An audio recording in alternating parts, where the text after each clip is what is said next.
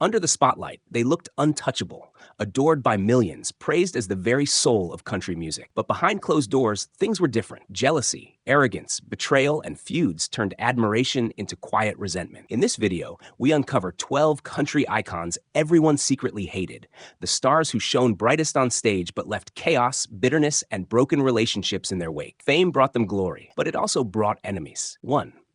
Toby Keith, the Patriot.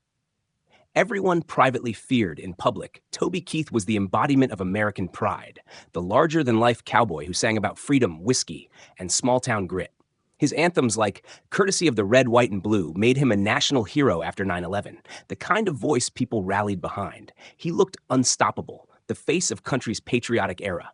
But inside Nashville, behind closed doors, Toby Keith's reputation was far from heroic. He wasn't the man everyone wanted to work with. He was the man many quietly tried to avoid.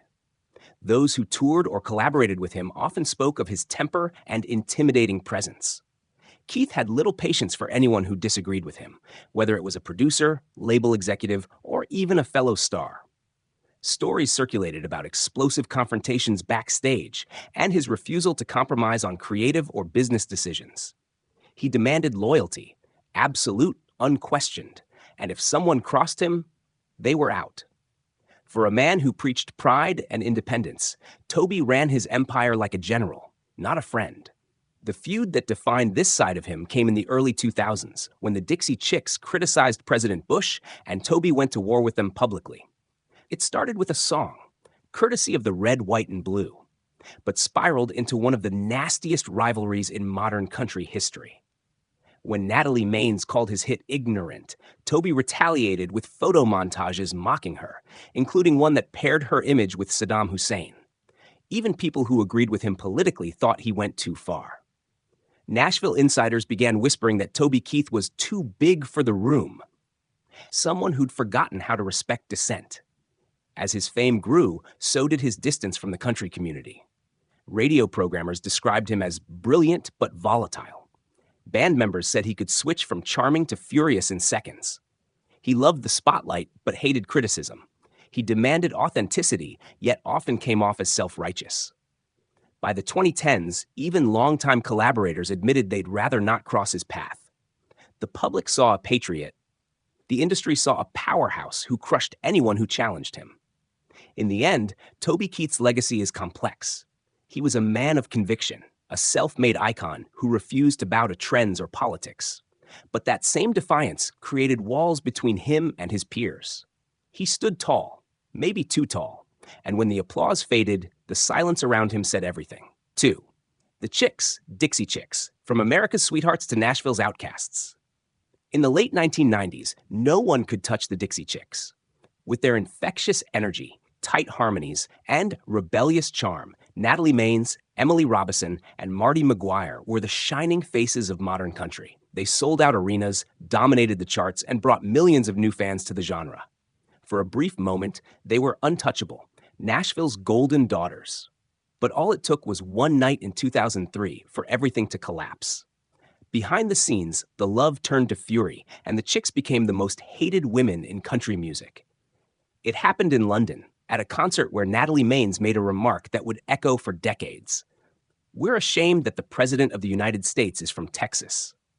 At that time, America was preparing for the Iraq War, and patriotism ran high. Within hours, conservative radio stations banned their music, fans smashed their CDs, and the Dixie Chicks became a symbol of betrayal. The very audience that once screamed their names turned on them with venom. But what stung most wasn't the public outrage. It was how quickly the country music industry itself abandoned them. Nashville executives distanced themselves overnight. Fellow artists, even those who had worked with them, stayed silent or joined the pylon. The Chicks were labeled as ungrateful, un-American, and toxic. Their peers whispered that they had brought it upon themselves, that Natalie's ego had gone too far. Behind closed doors, many admitted they feared being associated with the band. The Chicks weren't just controversial, they were radioactive. But the Chicks refused to back down. Their 2006 album, Taking the Long Way, was both a confession and a declaration of defiance, featuring the song Not Ready to Make Nice. It won 5 Grammys, including Album of the Year, but even then, Nashville wasn't ready to forgive them. Country radio largely ignored their comeback, and industry insiders whispered that the trio had gone Hollywood. It was clear, the country establishment had moved on. Years later, when they dropped Dixie from their name and became the Chicks, they tried to redefine their identity. Not as victims, but as survivors. Still, the scar never fully healed. The same community that once adored them never truly welcomed them back. Their story remains one of country music's most haunting cautionary tales. That in Nashville, one sentence can turn applause into silence, and love into lasting resentment. 3. Jason Aldean, the superstar who couldn't escape his own ego. Jason Aldean rose to fame as the face of modern outlaw country, the kind of artist who blended small-town grit with arena-sized swagger. Hits like Dirt Road Anthem and Burnin' It Down made him a crossover sensation, a man who could dominate both country charts and rock stages. To the public, he was the cool, confident rebel who never cared what critics said. But inside Nashville's tight-knit circle, Aldean's image of rebellion often came across as arrogance. Behind closed doors, many quietly admitted they couldn't stand him. From the start, Aldean's personality divided people. Those who worked with him described him as distant and dismissive, someone who preferred to talk at people rather than with them. He rarely mingled with other artists, skipped industry events, and was known for brushing off interviewers with blunt, almost rude answers. In a town built on charm and diplomacy, Jason stood out, and not in a good way. Many radio programmers and promoters whispered that he acted like Nashville's rules didn't apply to him. Then came the scandals. In 2012, paparazzi photos surfaced showing Aldean kissing American Idol contestant Brittany Kerr while he was still married. The backlash was immediate. Fans accused him of hypocrisy, especially since he had built his brand on the image of a loyal, family-loving Southern man. Although he later divorced and married Kerr, the damage to his reputation within the industry was deep. Many insiders saw it as proof of his recklessness and lack of respect, not just for his marriage, but for the values country music pretends to protect. In 2023, Aldean sparked another firestorm with his song, Try That in a Small Town. The music video, filmed at a courthouse with a violent racial past, was criticized for promoting intolerance. Aldean dismissed the backlash, insisting it was all overreaction, but once again, his attitude hardened the divide. Fans either hailed him as a hero or condemned him as a symbol of what's wrong with modern country. Behind the scenes, peers rolled their eyes, saying this was typical Jason, defiant to the point of self-destruction. Despite the controversies, Aldean remains commercially powerful. But the admiration he once commanded has faded. To many inside the business, he's a reminder that success can breed isolation. The same ego that fueled his rise has also built a wall around him. He's still the man with a microphone and a defiant smirk. But for those who know him personally, the rebel act feels less like authenticity and more like armor. 4. Blake Shelton, the charming joker. Everyone secretly grew tired of. For years, Blake Shelton was the lovable cowboy of country music, the quick-witted, hard-drinking, always smiling star who could make anyone laugh. Between his hit songs, his stint as a coach on The Voice, and his high-profile marriage to Miranda Lambert, Shelton became one of Nashville's most recognizable faces. He had it all: the voice, the humor, the charm. But as time passed, that charm began to wear thin. Behind closed doors, many in the industry started to see him not as a friendly joker, but as a man who had let fame inflate his ego beyond control. In the early days of his career, Blake was humble and easygoing, known for shaking every hand and remembering every name. But as he grew into a television personality, his demeanor shifted. Friends from the old Nashville circuit whispered that Hollywood Blake had replaced the down-to-earth Oklahoma boy they once knew. Producers on The Voice described his off-camera personality as moody and unpredictable, far from the carefree figure audiences adored. One even said Blake can turn the charm on and off like a switch, and when it's off, you feel it. Then came the drama that blurred his personal and professional life. His divorce from Miranda Lambert in 2015 became one of country's biggest tabloid storms.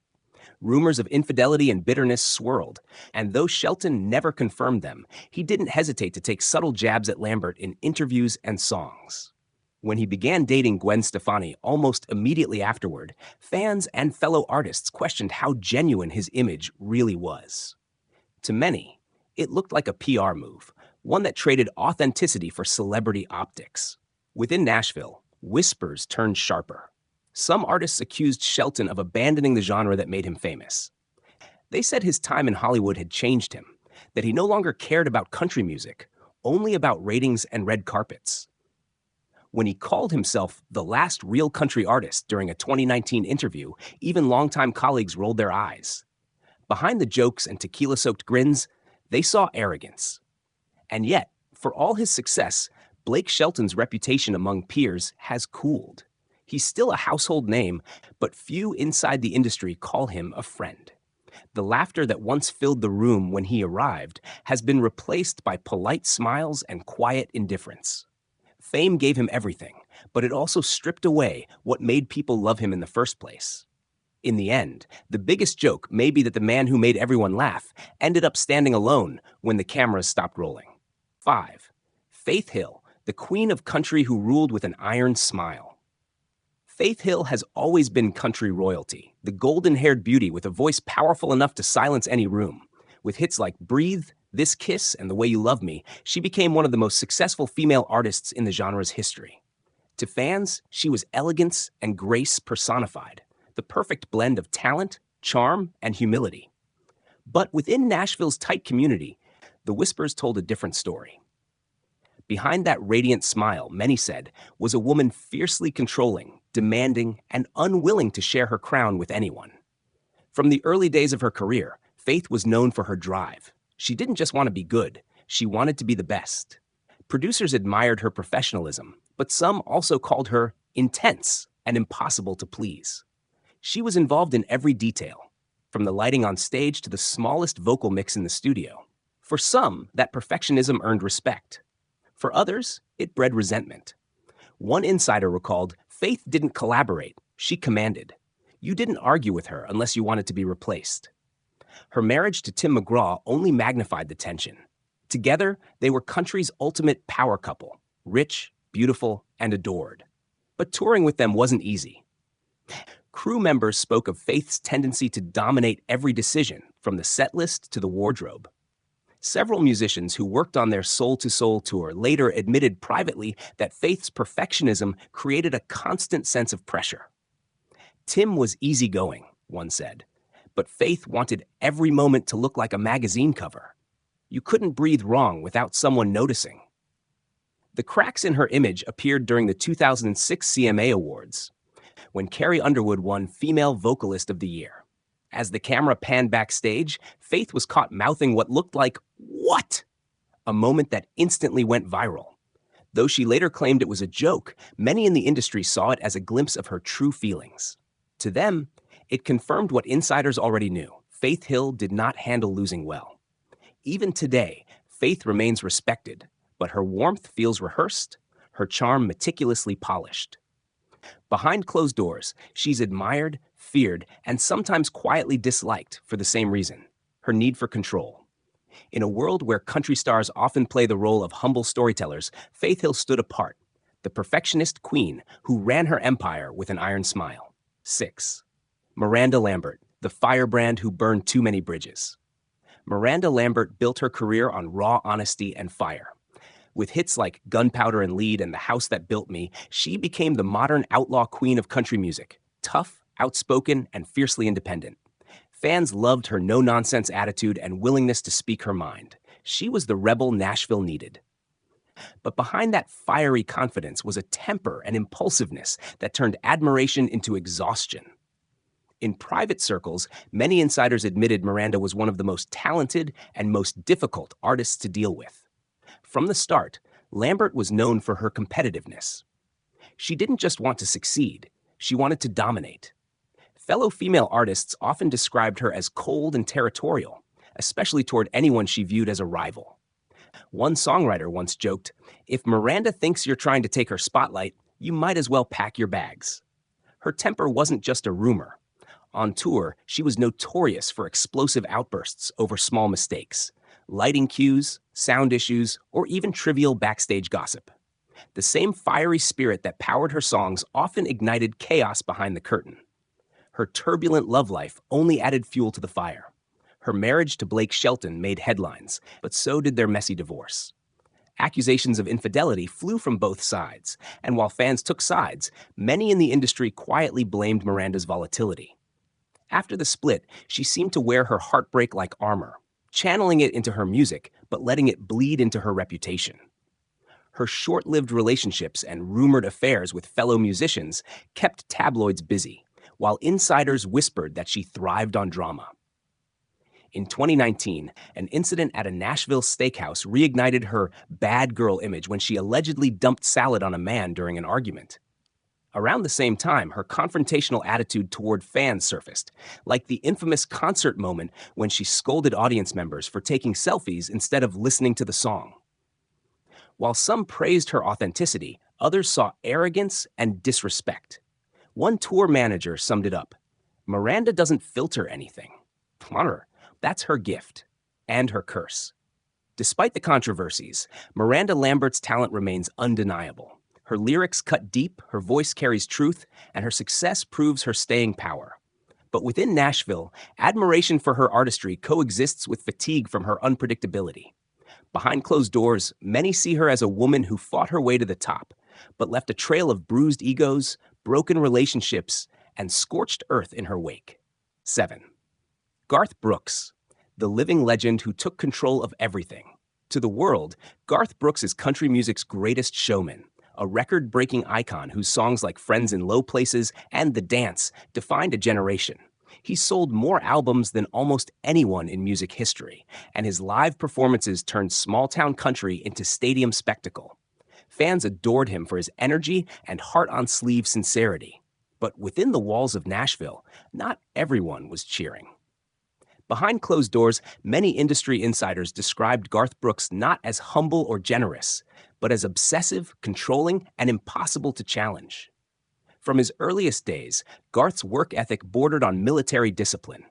He micromanaged everything: the lighting, the camera angles, the merchandise, even how fans were greeted at meet and greets. While some admired his dedication, others saw it as tyranny. One longtime tour staffer once said, "Garth didn't just want to be the star of the show. He wanted to direct it, produce it, and approve every breath you took." That level of control made him a perfectionist genius and a nightmare to work for.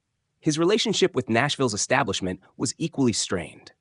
While he dominated charts, Garth often ignored traditional industry rules. He clashed with record executives, refused to release his music digitally for years, and famously pulled his catalog from iTunes over royalty disputes. In meetings, he was known to lecture label heads as if they were interns. "He believes he knows better than everyone else," one executive confessed. And sometimes he does. That's what makes it hard to say no to him. Even his peers felt the tension. Some country artists saw him as a sellout who turned the genre into pop theater. Others quietly resented his relentless self-promotion, the tearful interviews, the endless farewell tours that never seemed to end. Every time Garth announced his final tour, the same cynical joke echoed around Nashville: "See you at the next comeback." His personal life only deepened the whispers. His marriage to Trisha Yearwood, though beloved by fans, reinforced the perception that he lived in a carefully controlled bubble. Everything from interviews to appearances felt scripted, rehearsed, designed to preserve his myth. Few people in the business claimed to actually know Garth. They only knew the brand: massive, unstoppable, and untouchable. Still, no one can deny his impact. He changed country music forever, for better or worse. But for those who've stood behind the curtain, the Garth Brooks legend comes with a cost: an empire ruled by a man who couldn't share power, even when surrounded by those who helped him build it. 8.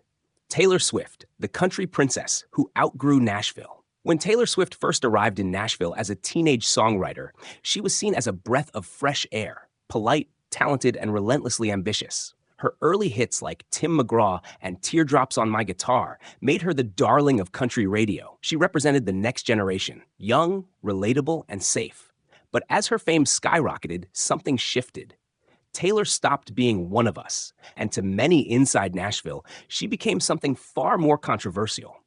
An outsider who used country music as a launchpad then turned her back on it. In the beginning, Nashville embraced her like family. She was hardworking, charming, and respectful to the veterans who paved the way. But behind closed doors, whispers started circulating even before her full crossover to pop. Songwriters accused her of taking too much credit for collaborations. Producers complained about her micromanagement. And industry veterans quietly joked that she was America's sweetheart until you worked with her. Taylor wasn't the wide-eyed teenager everyone thought she was. She was a strategist, a perfectionist who ran her brand like a CEO. The tension exploded when she left the country genre entirely. Her 2014 album 1989 cemented her as a pop superstar, but for Nashville, it felt like betrayal. Country radio programmers who had once championed her now rolled their eyes at her name. Some insiders mocked her transition, calling it a calculated move to abandon the audience that built her. She didn't evolve, one label executive said. She escaped. To many artists struggling to stay true to their sound, Taylor's exit symbolized everything wrong with the new Nashville. Image over roots, business over heart. Then came the infamous feuds. Her public battles with Kanye West, Scooter Braun, and Katy Perry painted her as a victim to fans. But to insiders, they revealed something deeper. A woman obsessed with control. From meticulously curated interviews to orchestrated surprise appearances, Taylor controlled every narrative about her life. One former publicist admitted, "Nothing around Taylor happens by accident. Every move is premeditated, every emotion rehearsed." Despite all that, her success is undeniable. Taylor Swift redefined what it means to be a country artist, or rather, what it means to outgrow one. She took the Nashville playbook and rewrote it on her terms, leaving others to deal with the fallout. Today, she's bigger than any genre, bigger than Nashville itself. But among those who knew her back then, the admiration is often tinged with quiet resentment. They remember the girl who came to town with a guitar and big dreams, and left as a billionaire pop titan who no longer looked back. 9. Travis Tritt, the loudmouth who never knew when to stop talking. In the early 1990s, Travis Tritt was a breath of fresh air in country music, a rebellious force who refused to conform to Nashville's clean-cut image. With hits like Here's a Quarter, Call Someone Who Cares, and Any More, he brought a southern rock edge to the genre that fans adored.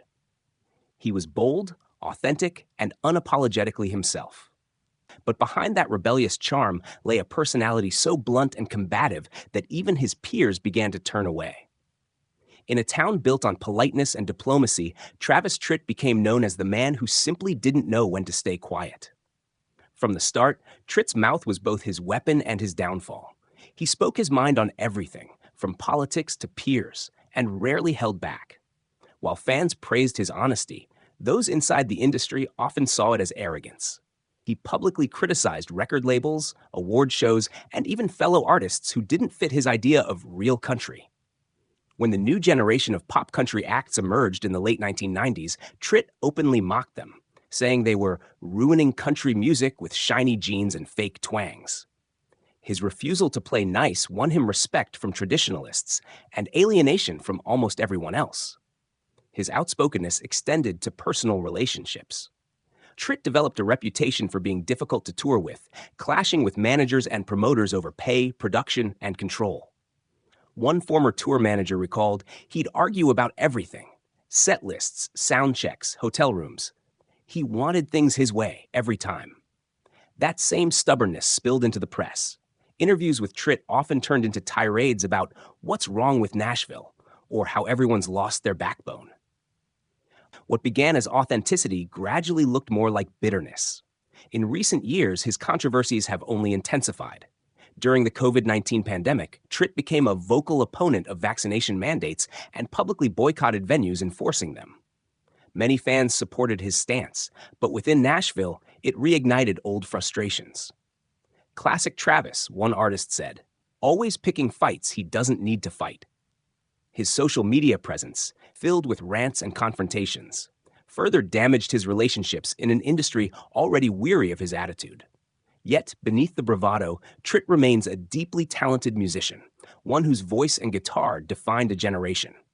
His downfall wasn't a lack of skill, but an excess of pride. He demanded honesty, and he gave it, even when it cost him friendships, respect, and his place in the inner circle. Behind closed doors, people still talk about Travis Tritt with a mix of admiration and exhaustion. He was the outlaw who told the truth and never learned when the truth was better left unsaid. 10. Morgan Wallen, the golden boy who couldn't stay out of trouble.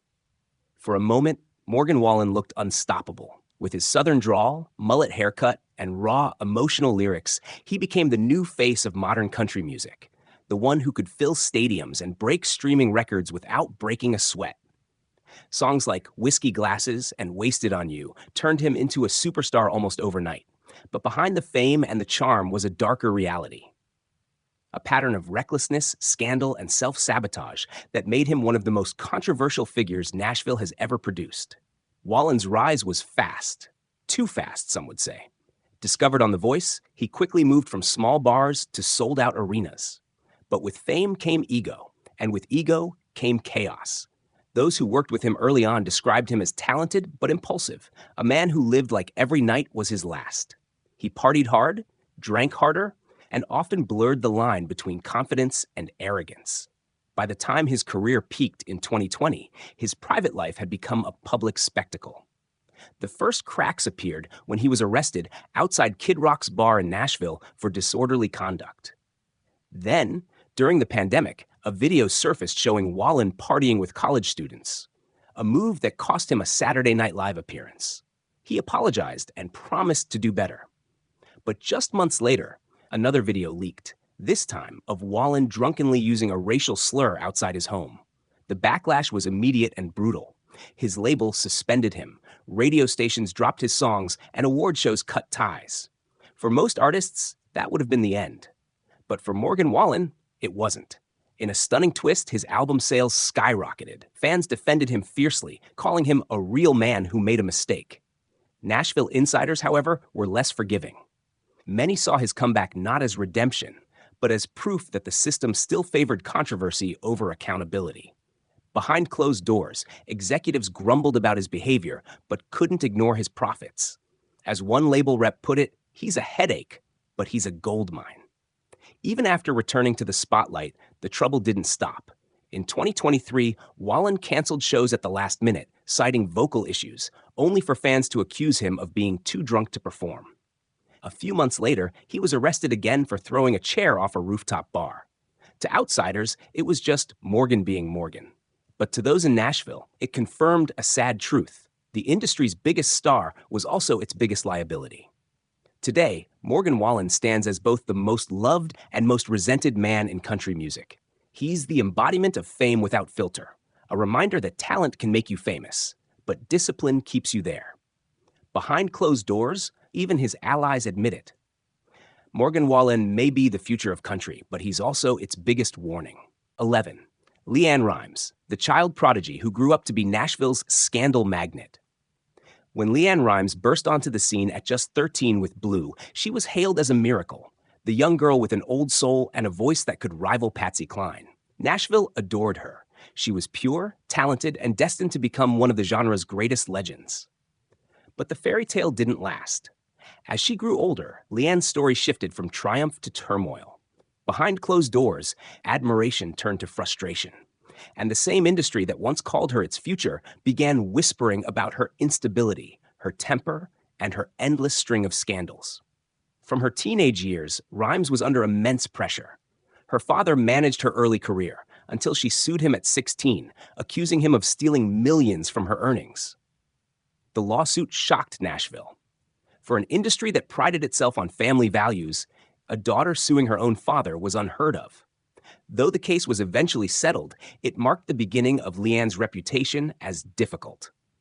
Producers and label executives described her as emotionally unpredictable, prone to breakdowns and sudden mood swings.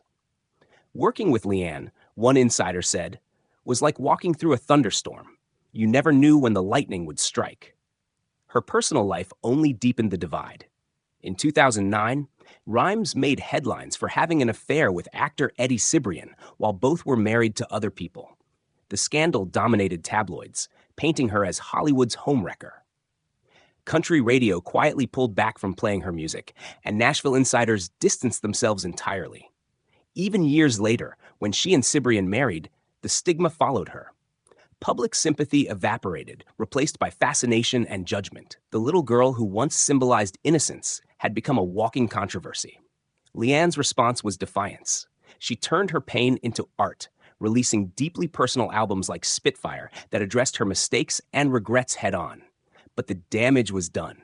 Her career never fully recovered, and the gossip around her personal behavior, feuds with Brandi Glanville, emotional social media posts, and erratic interviews continued to overshadow her music. Behind the scenes, promoters complained that she was unreliable, sometimes canceling appearances without warning or showing up in tears. Yet, for all the chaos, few deny her talent. Her voice remains one of the purest in country history, and her bravery in confronting her demons deserves respect. But in Nashville's quiet circles, LeAnn Rimes is seen as both a tragedy and a cautionary tale, the prodigy who had everything and then lost control of it all. Behind closed doors, the sympathy has long faded, replaced by weary acceptance. LeAnn wasn't destroyed by fame. She simply couldn't stop chasing it. 12. Kenny Chesney, the country king who kept everyone at a distance. Few artists have mastered the formula of success like Kenny Chesney. With sun-soaked anthems such as No Shoes, No Shirt, No Problems, and There Goes My Life, he became the soundtrack of summer for an entire generation. His concerts turned stadiums into beach parties. His image was effortless cool, tan, humble, and down to earth. To fans, Kenny was the easygoing island cowboy who lived life without worries.